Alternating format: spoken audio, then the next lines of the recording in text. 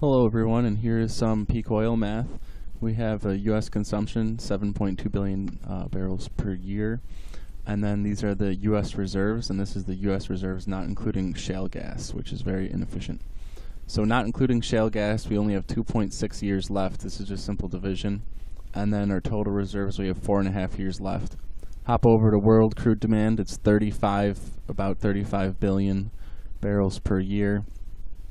This is our crude oil discoveries per year.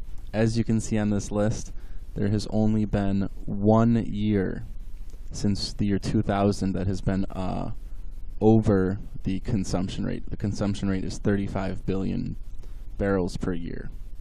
There have only been 3 years over 20 billion barrels discovered. Here's our sources right here. We have our global discoveries is CNBC.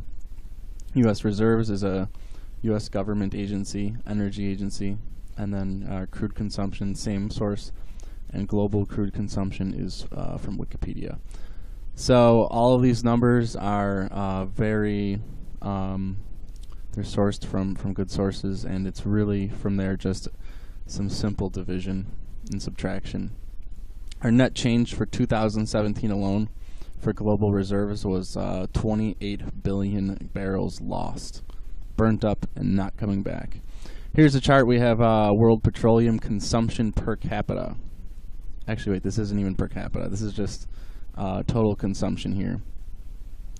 So as you can see with the United States, this was an oil shock in the 80s, which brought the economy into a tailspin, and there was a rather significant decline. And then we have, this is 2008, and there's just a slight dip here. Now this chart's a few years old here. It only goes to about 2010, so you might see just a little hook at the end here. But notice China has 3 times the population as the U.S. And look at its petroleum consumption.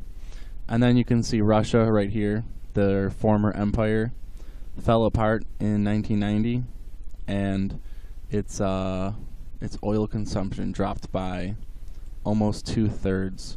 So expect the United States to go through something similar very, very shortly.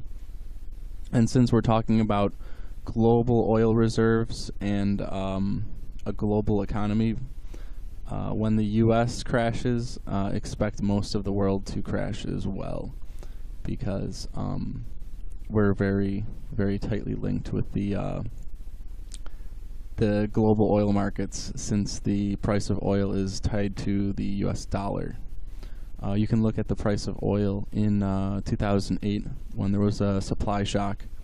I think it went from like $20 a barrel to almost $150, like overnight, pretty much immediately, and that's what caused the initial global financial crisis. And a lot of people thought the world was ending, or at least the modern economy was ending, and they were partially correct.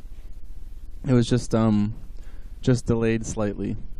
But yeah, that's what we can expect probably next, I would say, 3 to 5 years or less. Thank you, and have a nice day.